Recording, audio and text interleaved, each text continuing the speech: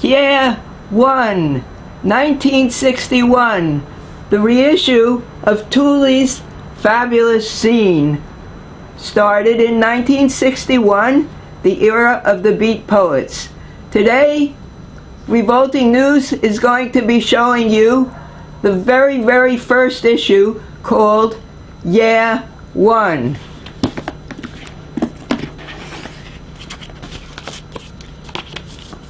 And here it is, with this astounding cover. And what does Tuli say to begin with?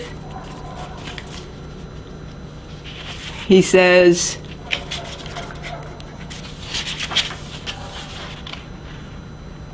I want to put the revolution at the service of poetry.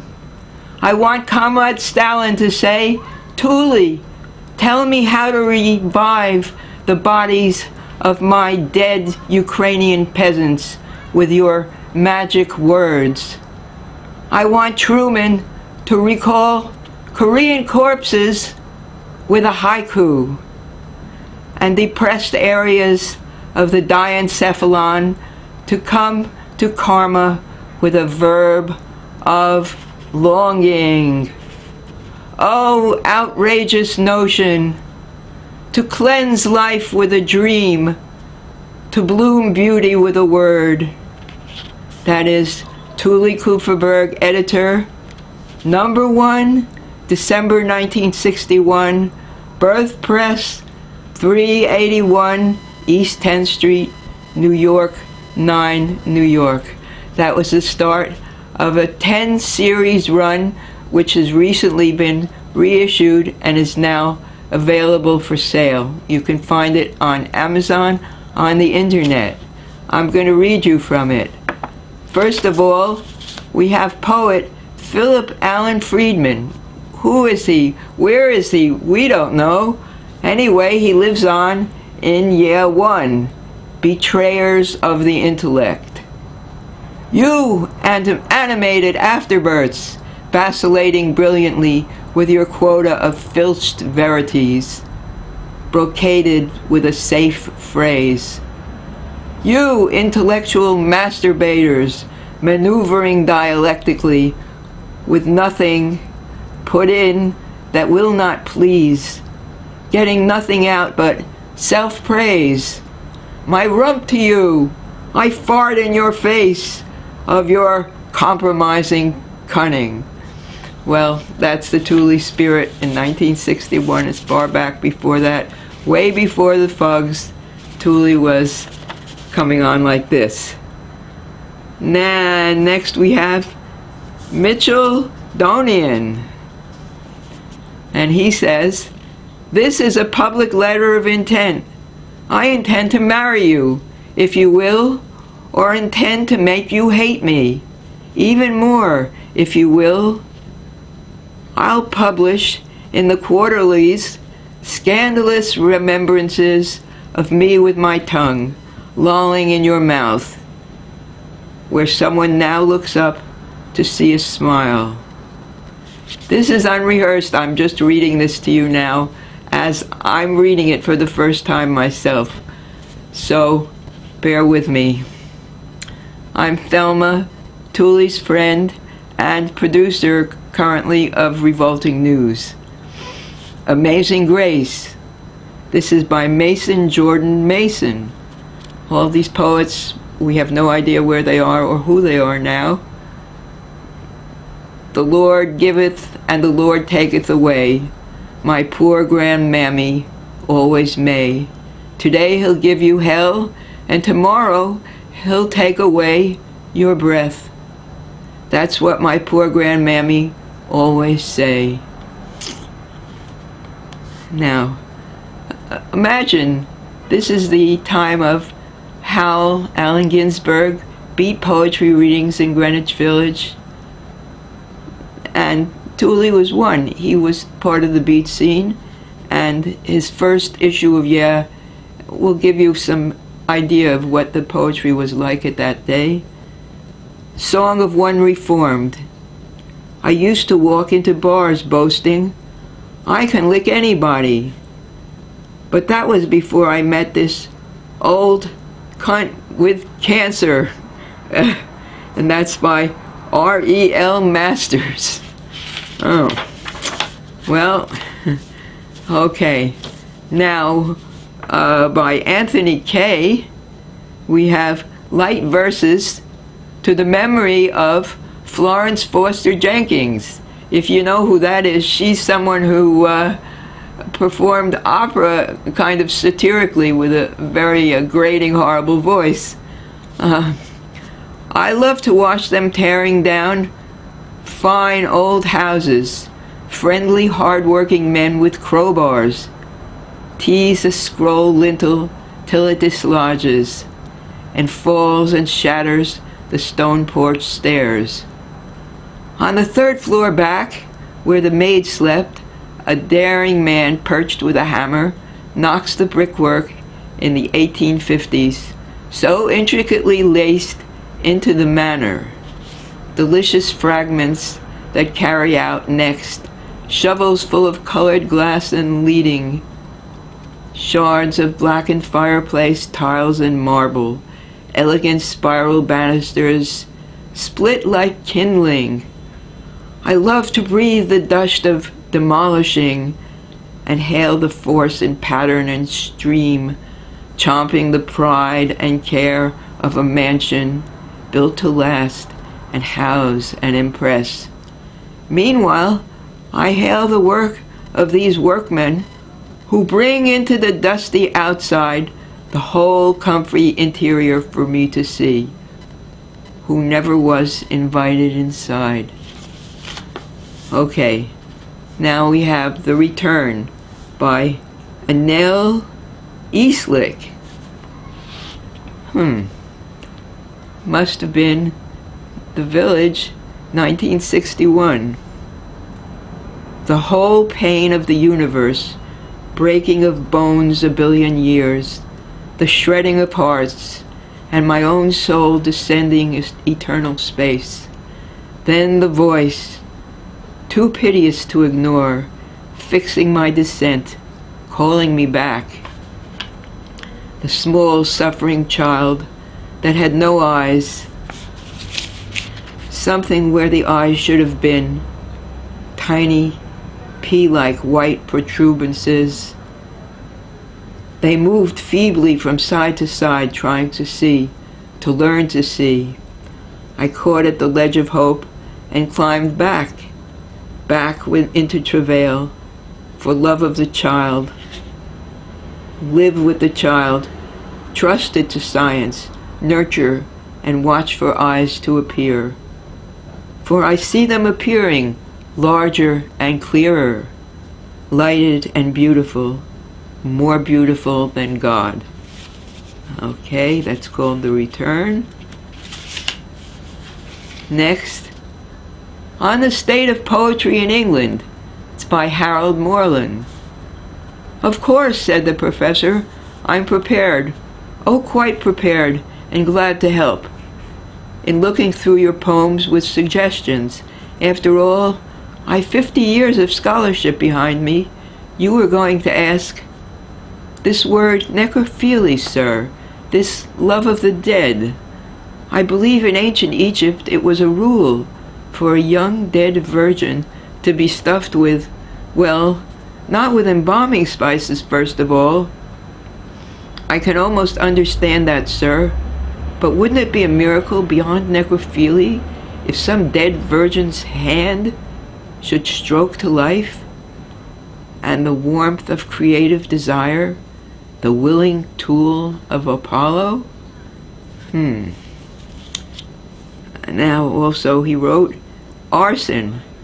It is better to marry than burn, said St. Paul. I can't understand it, Joe, just can't understand it. What she'd say in her own defense at the trial. A decent woman like that. And I'd never add so much as fellow's finger fumbling her button. What did she say? She raised them blazes just for the joy of seeing them strapping firemen wielding them great damn hose that gush she said. Oh well. Now we have Opus number 30712, and this is by Robert Blank, another unknown poet of the Village of 1961 that somehow Tuli knew. So, they were all sitting around doing nothing. "Entertain me," they cried. So, with one very subtle pink light lipstick softly drooping petal of a flower, and the darkened lights and arms and delicate hands caressing eager bodies, and the warmth of two mouths, tongues soft, delicious, emotions overwhelmed, they entertained themselves. I'll bet they did. Now this is all typewritten, and the typewritten is reproduced. You don't see typewriters anymore, but Tuli and Sylvia Top did bang away at typewriters and laid out this magazine, and it's all reproduced stunningly in the new box set. Well, on to the next. Now, the next is printed. This says, here we are, back to the Cold War. Lord Russell, who do not appear in court today, issued his plea against atomic arms through the Committee of 100. It was addressed to all in whatever country who are still capable of sane thinking and of human feeling. I am to be silenced for a time, perhaps forever, for who can tell how soon this great massacre will take place? The statement began. The population of East and West, misled by stubborn governments, in search of prestige, and corrupted by official experts bent on retaining their posts, tamely acquiesce in policies which are certain to end in nuclear war. It ended. This is the day of the Cold War. We're back there again, aren't we?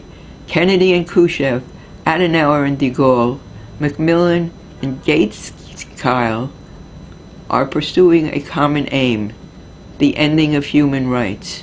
You, your families, your friends, and your countries are to be exterminated by the common decision of a few brutal but powerful men.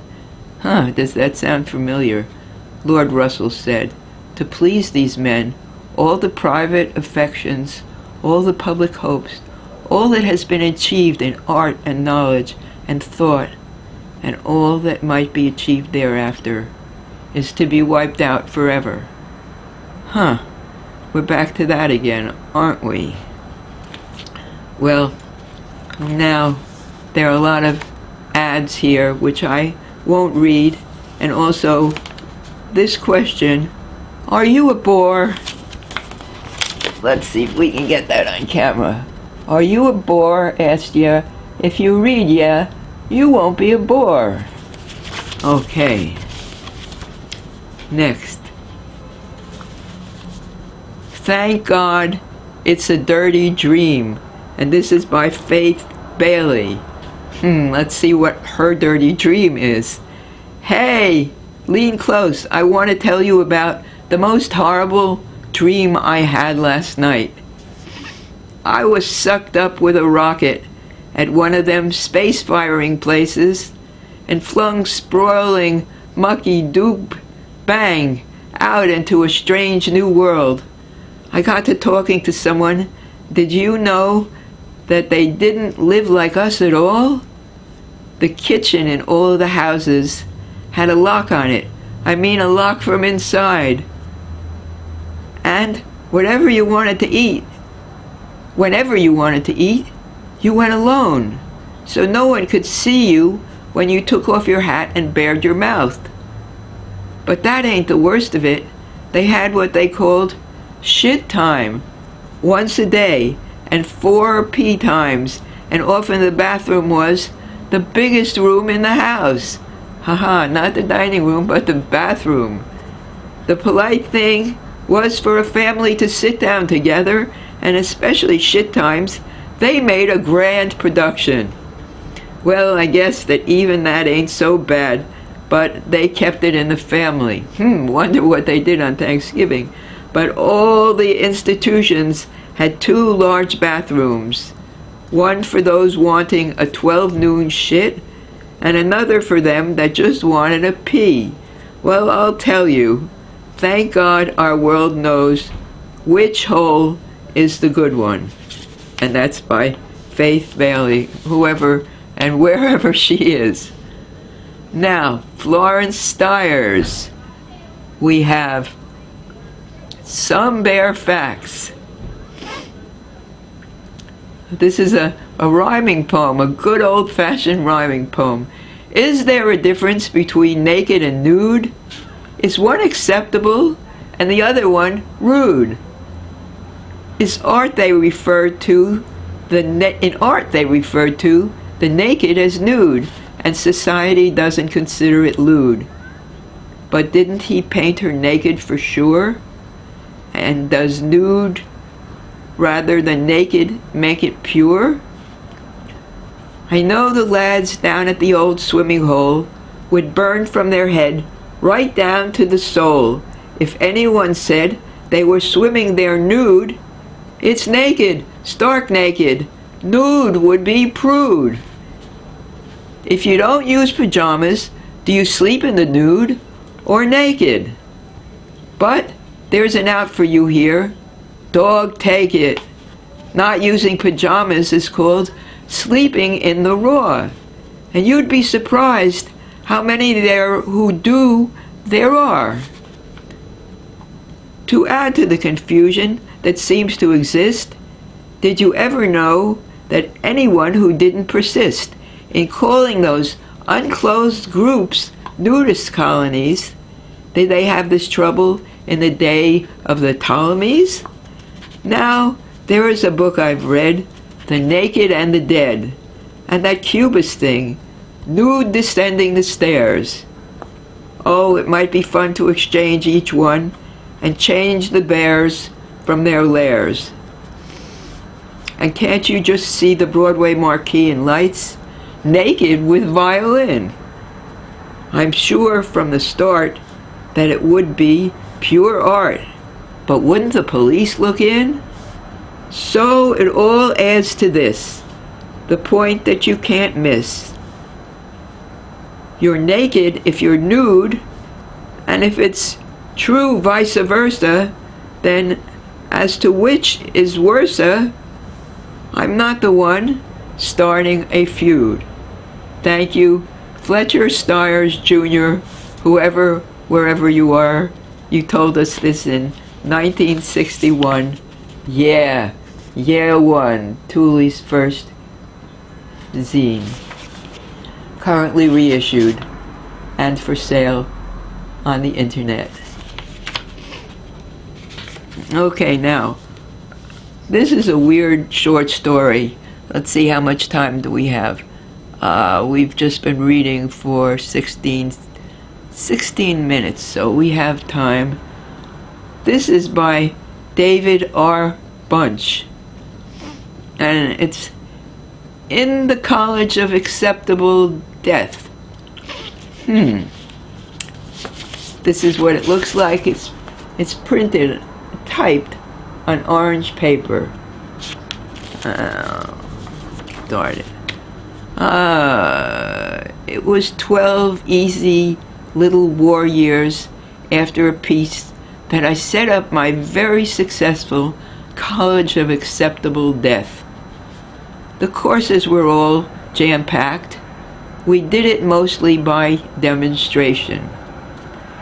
We opened with people slicing closed copies of Dachshund's Nose first through standard bologna slicers, and over it all was the sound of agony from little things being squeezed, like mice in the grip of anvils, and cats were being sat on by heavy-hauling truck tires. Our slogans blasted the room in hot, compelling neons, and mottos by the hundreds danced and advised death. A butcher's case in the corner displayed fine meat cuts and a sign saying, "Don't forget that Ferdinand once had stomach trouble from daisies." Huh. Oh, this is funny, I suppose. Switched at horseflies in the summer afternoon and waited for cows that never came to the old watering tank by the hedge trees. Then a long bright sirloin was held aloft by 2 rubber bands in the display, and the hands kept flexing the steak in a most lascivious manner to the tune of a catchy butcher shop refrain that was saying, "Ferdinand is peaceful now, Ferdinand is peaceful, no more horseflies worry him. He forgets the deceitful cow." Huh, I guess this guy is being funny. It's kind of dark humor, I guess. "We will begin the classes. Order in the classroom," I yelled through all the speakers my room had. I danced up and down, rumpled my hair, and was ready to lacerate myself with sharp pencils to let my class see that I really was sincere and that I honestly wanted to begin the instruction. As they grew quiet, I stepped aside on the big stage while my assistants wheeled in the fire show. Let's see.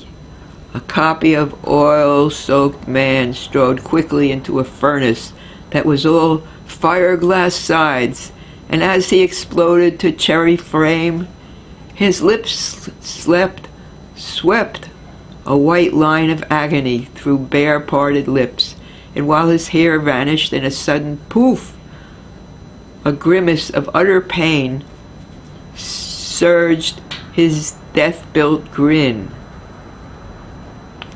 The shrieks came over the loudspeakers so that the ears of all were filled with a feel of burning, and when, near the end of his going out by fire, he got up from where he had fallen, and, well, this is pretty radical for coming out of the 1950s, Tuli.